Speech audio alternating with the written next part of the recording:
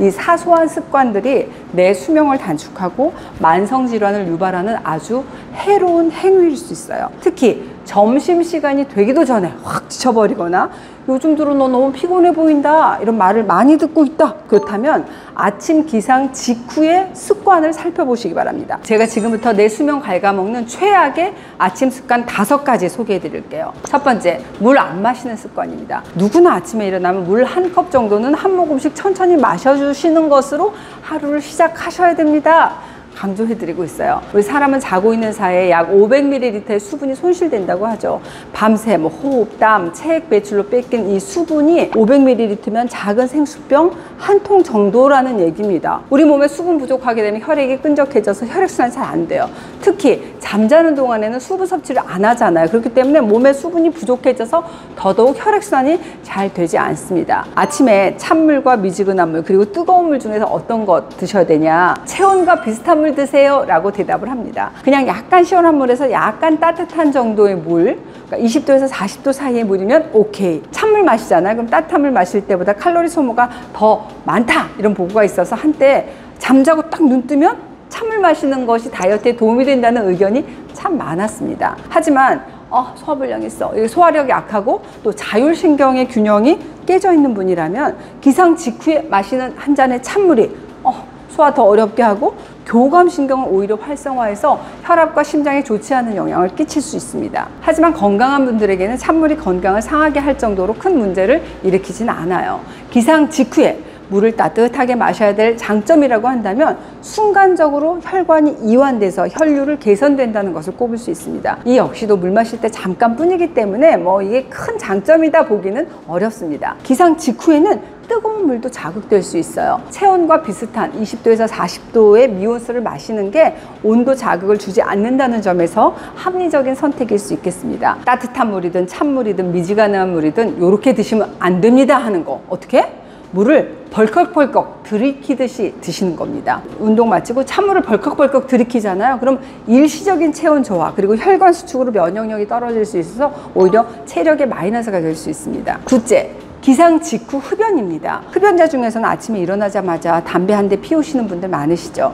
그런데 기상하고 30분 이내에 담배를 피우잖아요. 고혈압, 두경부암 같은 질환의 유병률이 높아진다는 사실 알으셔야 됩니다. 국내 한 병원 연구를 보면 기상 직후 30분 이내로 흡연하는 사람은 안 그런 사람보다 고혈압 발생 위험이 4.43배나 더 높다고 합니다. 기상 직후에는 수면에서 막 깨난 상태이기 때문에 혈관이 어때요? 좀 좁아져 있는 상태잖아요. 이 상태에서 우리가 담배를 피우게 되면 니코틴이 말초 혈관을 수축시켜 맥박이 빨라지고 혈압이 상승합니다. 흡연으로 산소가 부족해지잖아요. 그럼 혈압은 더 상승할 수밖에 없죠. 혈액의 점도도 높은 상태이기 때문에 혈전의 위험도 배제할 수가 없습니다. 위험은 이뿐만이 아니죠. 기상한 지 30분 이내로 흡연을 하잖아요. 그러니까 얼굴, 코, 목, 입안, 후두, 인두, 침샘 그런 데서 발생하는 두경부암의 발생률을 무려 59% 높인다는 연구 결과가 발표된 바 있습니다. 또 일어나자마자 바로 담배 피우는 사람은 일어나서 30분 이상 지난 후에 담배 피우는 사람보다 몸의 니코틴 수치가 높았어요. 기상 직후에 흡연을 바로 하는 사람의 니코틴 의존도가 높고 담배 연기를 깊이 다량 흡입했기 때문에 두경부암의 발생률이 높아지는 거 아닐까라고 해석하고 있는데요. 그러니까 내가 담배 끊을 수는 없다. 그러면 적어도 어떻게?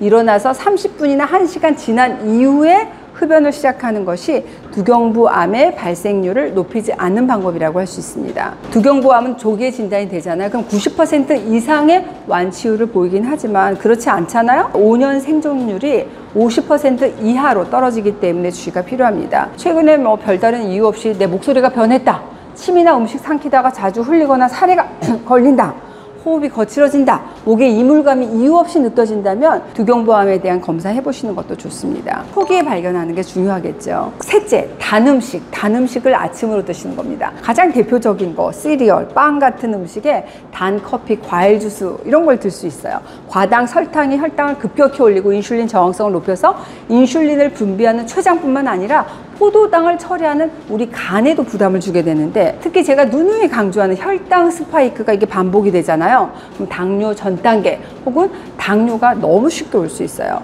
아침 거르는 건 어때요? 이것 역시 당뇨 위험을 높이는 습관입니다. 아침을 안 먹는 습관이 당뇨 유병률을 높인다는 연구 결과가 있어요. 그러니까 건강한 사람이라도 아침을 자주 거르잖아요. 공복 혈당 장애가 올 가능성이 1.3배 높아진다는 국내 연구 결과가 있습니다. 평소 아침 식사를 하는 사람들은 신체의 지방세포가 당분을 축적하지 않고 먹어 치운다는 내용의 해외 연구 결과도 있더라고요. 아침 식사가 혈당을 통제하는 인슐린 호르몬 조절에 도움을 준다는 얘기일 텐데요. 그러니까 아침을 먹을 때도 잼 바른 흰빵, 달콤한 시리얼, 과일 스무디처럼 정제된 단 음식은 혈당 스파이크의 도화선이 된다는 거. 아침 시간은 장시간 공복으로 일단 혈당이 낮아진 상태이기 때문에 어떤 음식을 먹어도 혈당이 빠르게 올라갈 수는 있어요. 그런데 심지어 당분이 높은 시리얼, 과일 스무디, 식빵같이 정제 탄수화물 먹게 되잖아요. 그럼 혈당 스파이크가 오는 건 당연하겠죠. 이런 음식을 자주 드시는 분 중에는 내가 아침 먹었는데도 나는 되게 허기져. 배가 너무 쉽게 고파. 점심까지 못 참는다. 난 아침 식사할 시간이 없어갖고 제대로 안 씻고 넘길 수 있는 달달한 음식을 주로 먹는다. 그러면 이미 나는 인슐린 저항성의 문제가 진행되고 있을 가능성이 높다라고 생각하셔도 좋습니다. 그럼 건강한 아침은 어떻게 해? 견과류, 요거트, 콩류, 단백질이 풍부한 음식으로 든든하게 먹되 복합 탄수화물은 꼭 포함해야지 우리 몸에 힘을 낼 수 있어요. 절대 탄수화물은 나쁜 게 아닙니다. 밀가루 이런 걸로 만든 달달한 음식이 문제인 겁니다. 난 정제 탄수화물을 어쩔 수 없이 먹을 수밖에 없어. 그러면 반드시 당 흡수 속도 이거를 지연시키는 식이섬유가 풍부한 채소하고 과일을 많이 곁들이시면 돼요. 과일은 생과일로 충분히 씹어야 삼킬 수 있는 것들, 사과, 배 이렇게 단단한 것만 도움이 된다는 거 꼭 기억하시기 바랍니다. 넷째, 공복에 바로 이 커피 마시는 습관입니다. 아침에 일어나서 빈속에 커피 마시게 되면 위산이 올라와. 그래서 소화기에 자극이 되죠. 커피의 카페인이 위산 분비를 촉진시키고 위벽을 자극해서 염증을 유발할 수 있고 소화불량, 속쓰림 증상 유발할 수 있잖아요. 공복의 커피는 장 연동운동 자극해 배변 활동이 활발해지는데 이로 인해서 과민성 대장 증상이 악화될 수도 있고 배에 가스차고 더부룩한 복통이 유발될 수 있습니다. 뿐만 아니라 이 공복의 커피가 전신 스트레스 유발할 수도 있어요. 아침은 하루 중에 코르티솔이 가장 많이 나오는 때가 아침이에요. 이 코르티솔이 뭐냐? 스트레스 조절하고 신진대사에 관여하는 호르몬이잖아요. 수면 중이던 뇌를 탁 깨우게 하고 신체를 다시 움직이게 하기 위해서 기상 직후에는 코르티솔 농도가 높아져 있을 때입니다. 기상 후에 한 30분에서 45분 정도의 이 코르티솔 분비가 제일 활발히 이루어지는데 요때 호를 때 이 각성 효과를 내는 카페인까지 먹게 되면 과도한 각성 상태에 빠져. 그래서 두통, 가슴 벌렁거림 증상이 나타날 수 있다는 겁니다. 일어나서 2시간 이후에 아침 식사 마시고 나서 여유를 가지고 커피 타임을 가져보시는 게 좋겠습니다. 다섯 번째, 수면 그리고 각성 리듬에 맞지 않는 억지 기상입니다. 가장 흔한 건 알람 소리. 이것 때문에 잠을 깨는 게 습관이 되는 거죠. 심지어는 알람을 우리가 어때요? 하나, 두 개, 세 개, 여러 개 세팅해 놓잖아요. 누가 좋아가지고 알람 그렇게 여러 개 설정해 놓고 일어나는지 알아? 네, 알아요. 힘드시죠. 그래도 어떻게든 자연스러운 수면과 각성 리듬을 맞춰 나가려고 우리가 노력을 해야 돼요. 알람이 울려야지 일어나는 게 반복되잖아요. 그럼 피로 호르몬이 분비돼서 수면의 퀄리티가 낮아지고 비몽사몽한 상태가 오랫동안 지속이 됩니다.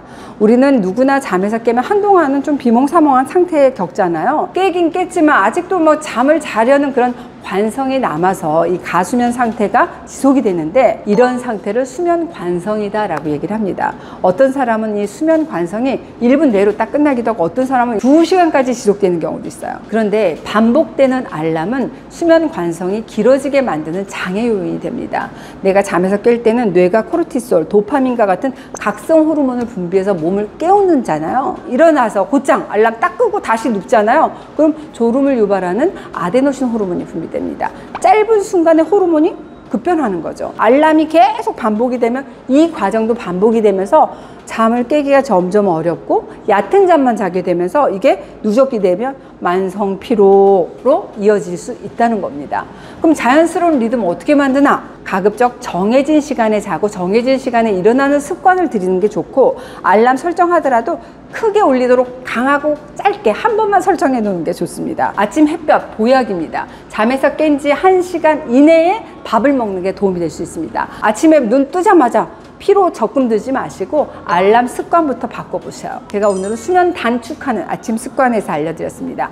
아침에 물 안 마시는 습관, 기상 직후에 흡연, 아침으로 단 음식 먹는 습관, 공복에 커피 마시는 습관, 알람에 의존하는 기상 습관 알려드렸는데 요 습관들만 고쳐도 어머 내 몸이 좀 달라졌어. 만성 피로, 소화불량 같은 이유 없는 증상들도 조금씩 개선됐네 느끼실 수 있어요. 내 건강을 바꾸는 이 아침의 건강 골든타임 다시 점검해 보시고 우리 해밀리님들 건강한 하루 되시기 바랍니다.